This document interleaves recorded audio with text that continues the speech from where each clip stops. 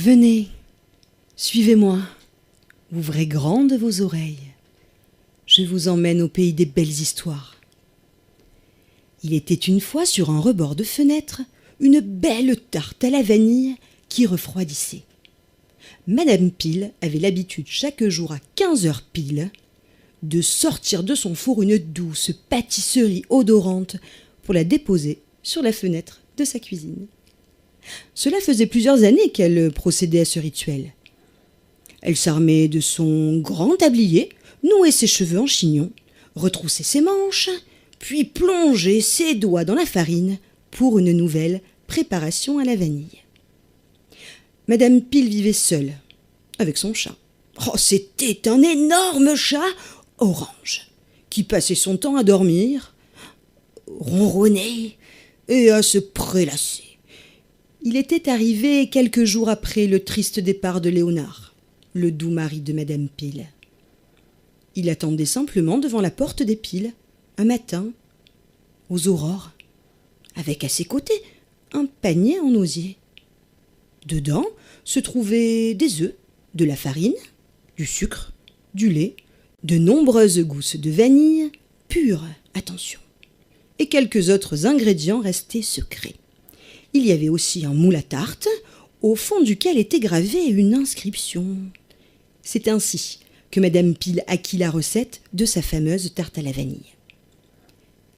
Elle prit le panier, le souleva, ouvrit la porte de sa demeure, et le chat ronronna, et caressant ses jambes au passage, se faufila à l'intérieur, comme s'il connaissait les lieux. Oh, Madame Pile était curieuse, alors elle commença à pâtisser ce mets, sans savoir si cette nouvelle recette allait être réussie, mais surtout sans savoir qui lui avait fait cet étonnant présent. Une fois la pâte prête, la crème bien épaisse, le four saisit le tout, laissant échapper des vapeurs envoûtantes aux odeurs de vanille. Dans le moule était inscrit que la tarte à la vanille devait refroidir toujours hors de la maison qui l'avait cuite. Alors c'est pourquoi, ce premier jour, à 15h pile, elle déposa la pâtisserie cuite sur le rebord de sa fenêtre.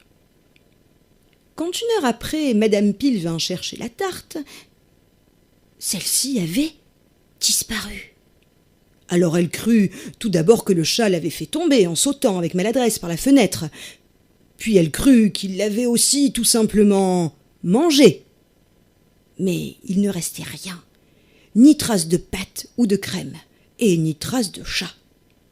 Le chat orange avait lui aussi disparu. Celui-ci ne réapparut qu'au petit matin, le lendemain.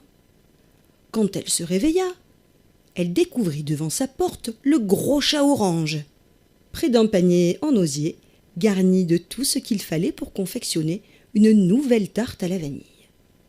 Il lui caressa les jambes avec son dos, tout en ronronnant, puis entra. Cette fois, elle laissa le panier dehors, se souvenant de la veille et de la disparition de la tarte. Mais quelques minutes plus tard, le panier avait changé de place pour se retrouver sur la fenêtre de la cuisine, bien en évidence, près du gros animal orange, assis et ronronnant. Alors, pour éviter ces miaulements insistants et quelque peu agaçants, parce qu'il miaulait très fort, et de plus en plus fort, Madame Pile rentra le panier. En début d'après-midi, elle enfila son tablier, noua ses cheveux en chignon et se mit au fourneau. Et à 15h pile, l'odorante tarte à la vanille fut déposée sur la fenêtre. Et à 16h, le moule et le chat avaient disparu. Les jours suivants, la pâtisserie était prête à 15h précises et absente une heure après, comme le chat. Audacieuse, Madame Pile, après quelques semaines, réussit à surprendre le curieux gourmand. Elle découvrit un matin de très bonne heure, sur le chemin qui menait à sa demeure, le gros chat orange, accompagné d'un curieux petit lutin, probablement pas plus haut que 3 pommes, portant à bout de bras le fameux panier. Il lui avait, sans lui proposer, imposé un pacte simple, des tartes à la vanille tous les jours à 16 heures, contre la compagnie d'un doux et énorme chat orange. Ce jour-là, croyez-moi, en milieu d'après-midi, à exactement 15 heures, la pâtisserie refroidissait sur la fenêtre.